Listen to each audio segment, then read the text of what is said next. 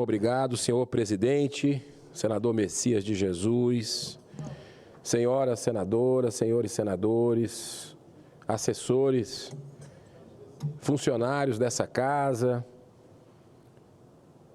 brasileiras, brasileiros que nos ouvem, nos assistem pelo trabalho extremamente profissional da Agência Senado, da TV Senado, da Rádio Senado. Nessa tarde de segunda-feira, eu quero saudar especialmente aqui os nossos visitantes que cada vez mais se aproximam dessa casa e vocês não sabem o quanto é importante isso, essa energia, essa força, porque nós estamos aqui para servir vocês e não para sermos servidos.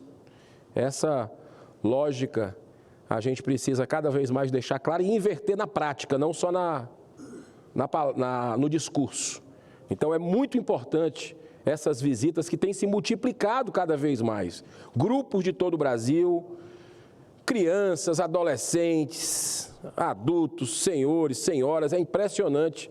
As universidades, inclusive, tem aqui, para quem nos acompanha, para visitar o Congresso Nacional, você que está nos assistindo, nos ouvindo, basta acessar o site www.congressonacional.leg.br/visite. A visitação pode ser realizada em dias úteis, exceto terças e quartas, porque é dia de votação aqui no plenário da casa. Aos finais de semana e feriados, das 9 às 17 horas. Então, é muito positivo esse contato, a quem eu agradeço nesse momento que está aqui na galeria do Senado Federal. Senhor presidente, eu quero aproveitar e convidar todos vocês, todos os brasileiros que estão nos ouvindo, especialmente os que moram aqui nessa região, porque não dá mais tempo vir, porque já é amanhã esse evento que eu vou falar, e eu queria, o senador Exalci, o senhor que é daqui, os brasilienses, pessoal das cidades satélites, indo até o estado do Goiás, que possa comparecer amanhã às 14 horas na Marcha pela Vida contra o aborto, que vai acontecer pela 16ª vez.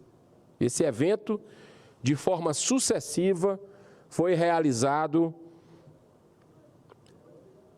por 16 edições, e é um evento de tocar a alma, de tocar o coração, porque é a causa das causas. O movimento Brasil Sem Aborto é que organiza, um movimento suprapartidário, suprarreligioso, que envolve vários outros movimentos, dialoga com a CNBB, dialoga com os evangélicos, com os espíritas, com universidades. E amanhã, às 14 horas, ali no Museu Nacional, vai ser a concentração. Você está convidado. E a partir das 14h30, mais ou menos, vai sair a marcha até a esplanada dos ministérios, vai parar aqui em frente ao Congresso Nacional, tudo muito organizado, de forma pacífica, respeitosa, como tem que ser, de um grito dos providas brasileiros que defendem a vida desde a concepção, por aqueles que não podem se defender, que são as crianças que precisam que nós defendamos os direitos delas, que o direito básico é o direito de nascer. Então, se Deus me livre, entrar alguém aqui e querer tirar a minha vida, eu tenho algumas alternativas. Eu posso me abaixar nessa mesa, me atracar pessoalmente, correr por aquela porta, pular aquela janela, mas o bebê, ele não tem essa alternativa, que ele está no ventre. E precisa que o Estado reconheça isso como princípio básico, porque, como dizia Madre Teresa de Calcutá, o início da violência é o aborto. porque é uma guerra contra as crianças. Se uma sociedade permite que uma mãe mate seu filho, elimine sua criança no próprio ventre, como é que vamos evitar que uns se matem uns aos outros nas ruas? É uma questão de coerência. Então, essa marcha é uma marcha tradicional, extremamente includente e que vai amanhã na sua 16ª edição, e eu posso até afirmar, até agora, e eu participei de todas as marchas, esses 16 anos, quando não sonhava nem em ser político, não tinha a menor noção de que um dia Deus iria me conceder, com a boa vontade do povo cearense, a estar aqui no Senado Federal, combatendo o bom combate em várias pautas, mas essa é a primeira para mim. É a mais importante de todas. E eu estarei nas ruas porque eu vejo que essa causa nunca esteve com tanta ameaça de ser legalizado o aborto no Brasil. Sim, senhor presidente, porque nós já tivemos a notícia de que a ministra Rosa Weber, que é a presidente do Supremo Tribunal Federal, disse que vai pautar daqui a pouco tempo, não se disse quando, mas já deixou a sociedade brasileira em alerta. E aqui para nós, 80% no mínimo da população brasileira, o número cada vez mais crescendo, é contra a legalização do aborto. Já entendeu, com base na ciência que tem avançado de forma galopante, que ali é uma vida. Logo, com 18 dias, tem um coração batendo. Eu peço à câmera da TV Senado que mostre. Esse bebezinho é uma réplica em tamanho real de uma criança, de um bebê com 11 semanas de gestação. É o período que é feito o aborto. E já está aqui o fígado, o coração, todo constituído. E não é só a vida dessa criança que é destruída com o ato do aborto. A saúde da mulher fica com consequências para o resto da vida, de ordem emocional, psicológica, mental e até física. E eu tenho os dados aqui da ciência demonstrando isso, de várias universidades, vou citar aqui apenas que as sequelas fazem, segundo o British Psychiatry Journal, 190% da probabilidade maior de contrair câncer de mama a mulher que faz aborto em relação à mulher que não faz aborto. 55% maior propensão à incidência de doenças mentais. 220% a mais de chances de dependência química, uso de álcool, drogas. E aqui uma coisa que toca também o coração, porque a pandemia que nós vivemos hoje é a do suicídio. E 150% de quadros depressivos e tentativas de suicídio. Quando você tem a prática do ato do aborto em relação a quem não pratica. Deixando muito claro, a mulher que está me ouvindo agora, e que porventura, às vezes até pela pressão do marido, do namorado, do companheiro, fez o aborto. Jesus falou que o amor cobre uma multidão de pecados. Então, tem outros casos nacionais que já revelaram que fizeram aborto. Por exemplo, a cantora Elba Ramalho. Nós estamos num período de São João e ela é um ícone do Nordeste, do Brasil. E ela teve a coragem de reconhecer o drama pessoal que ela vivenciou a partir do momento que ela cometeu o aborto e depois, num processo de perdão, auto-perdão, conversão, inclusive, ao catolicismo, no caso dela, ela iniciou um trabalho junto às crianças para que sejam evitado o aborto, junto às mãezinhas que estavam sendo pressionadas por aborto, e ela conseguiu a superação. Hoje é uma das maiores ativistas pró-vidas, e nós temos muitas outras, a Cássia Kiss, por exemplo, que deve estar na Marcha pela Vida amanhã, marchando conosco às 14 horas no Museu Nacional, chegando aqui na esplanada dos ministérios.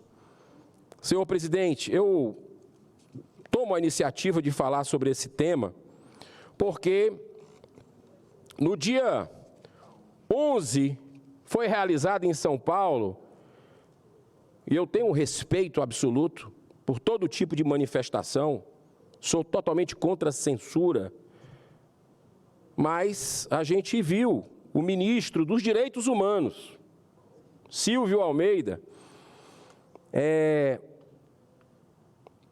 participar da parada LGBTQI+,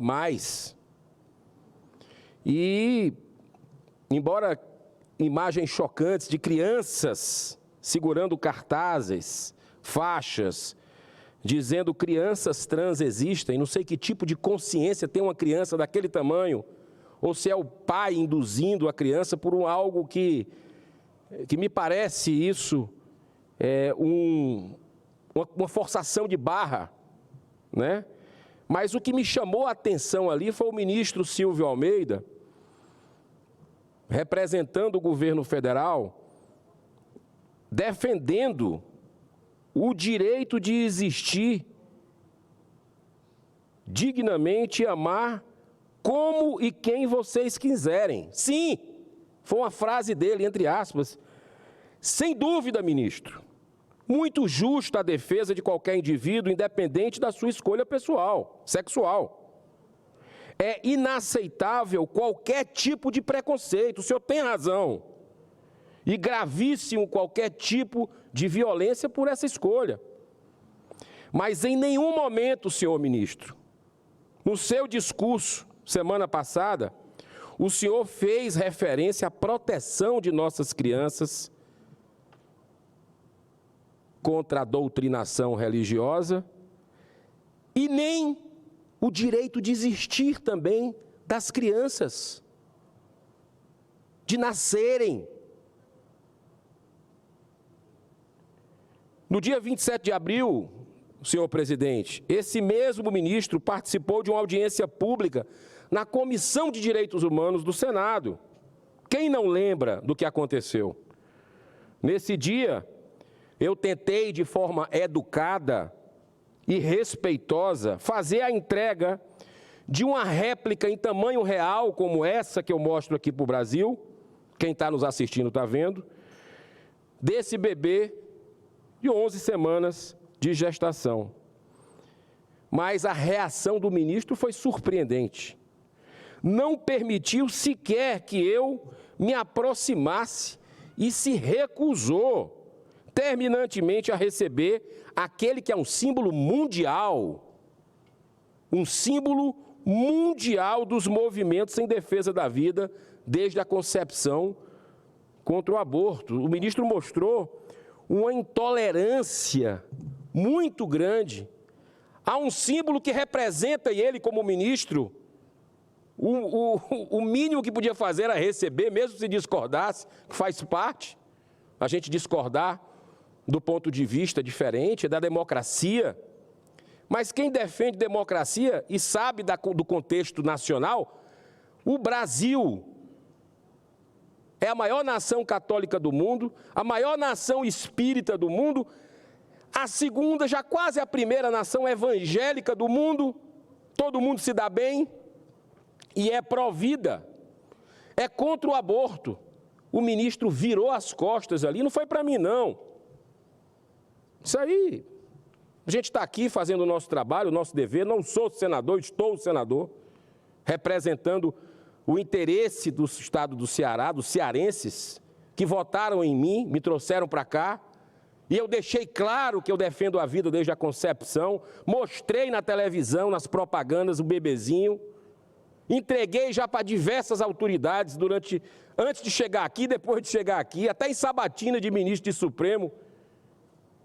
Eu entreguei e nunca aconteceu isso, eu confesso para vocês, nunca aconteceu um ato de intolerância tão grotesco como eu vi do nosso ministro dos Direitos Humanos, que fica calado sobre os presos do dia 8.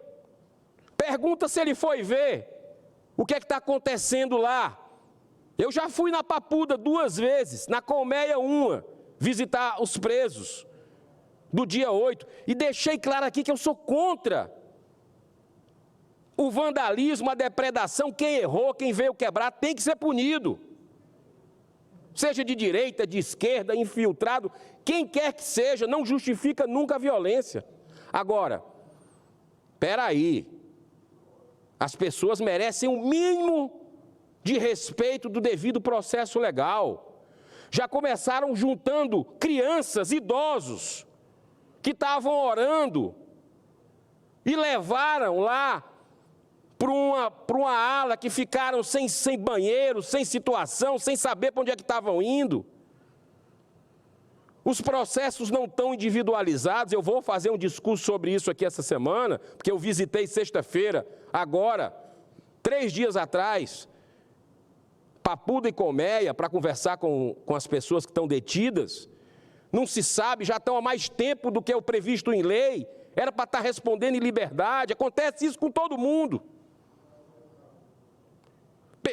Pessoas casadas, lá na Papuda o homem, lá na Colmeia a mulher, casados, com filhos pequenos, sem saber de como é que estão as coisas, sem poder se comunicar. Uma série de problemas, seus advogados sem acesso aos autos. Cadê que o ministro de Direitos Humanos foi lá? Não é ele que é o ministro dos Direitos Humanos, que defende isso? Nós vamos denunciar internacionalmente o que está acontecendo aqui no Brasil. Já falei com deputados, com senadores. Isso não pode acontecer. Se fosse, senhor presidente, alguém da esquerda, como aconteceu outras vezes aqui, manifestações que quebraram aqui também, ministério, na esplanada, tocaram fogo, eu estaria com o mesmo posicionamento. Como um monte de deputados de esquerda, por exemplo, foram lá, senadores, defender essas pessoas, visitar, mas ali, cadê aqueles presos? Alguém ouviu falar? Se foi preso, como é que foi? O devido processo legal me parece que foi respeitado. Por que que nós temos 2 pesos e 2 medidas agora? Que justiça é essa? O tratamento tem que ser igual para todos, a Constituição tem que ser respeitada. Então, cadê o ministro dos Direitos Humanos, que não pisou, que não foi lá, saber se... Olha, o que aconteceu com o colega Marcos Duval, senhor Messias, presidente, e eu discordo de muitas pautas dele, deixei claro isso, a forma como às vezes se posiciona, mas tirar as redes sociais, isso é o quê? Calar um parlamentar, invadir o gabinete no Senado, que é um local de trabalho, é desrespeitar o povo lá do Espírito Santo? É assim agora? Não vale eleição? Não tem mais o respeito? Se fosse algum senador do PT, de qualquer outro partido, eu estaria aqui fazendo a mesma coisa. E podem me cobrar, porque o pau que dá em Chico dá em Francisco. Um dia isso vai virar para o outro lado. Ninguém está percebendo isso, o ódio é tão grande que ninguém consegue perceber isso. Tem que respeitar, ou a gente respeita a Constituição, ou é um caos que a gente está vivendo na nossa nação. Então é questão, senhor presidente, de coerência. Coerência. E eu encerro esse pronunciamento dizendo que a legalização do aborto até a 12ª semana, esse tamanhozinho aqui, está pautada, sem prazo, sem data ainda, mas continua uma usurpação do nosso poder legislativo lá no Supremo Tribunal Federal. Um assunto que nós já deliberamos várias vezes aqui também, assim como as drogas. Vou dar só um exemplo, senhor presidente, para poder não me alongar muito. O PL 1135, que tramitava nessa casa desde 91, passou décadas tramitando aqui em comissão, teve votação na Câmara dos Deputados, perdeu por 33-0. Teve votação na CCJ, perdeu também, só teve 4 votos a favor. Isso não é uma resposta do Congresso dizendo que não aceita a legalização do aborto? Quando um projeto é reprovado na casa? Tem aqui o Estatuto da Gestante, tem na Câmara dos Deputados o Estatuto do Nascituro, tramitando, debatendo. Por que que o Supremo Tribunal Federal vai de novo fazer um ativismo judicial, uma pauta de militante, inclusive com o ministro fazendo palestra sobre o assunto? Já passou de todos os limites. Tem que respeitar as prerrogativas dessa casa. Essa casa precisa se dar o respeito. A Corte Suprema precisa respeitar essa casa também. Isso é equilíbrio entre os poderes, cada um fazendo o seu trabalho. Eu não estou falando nada demais.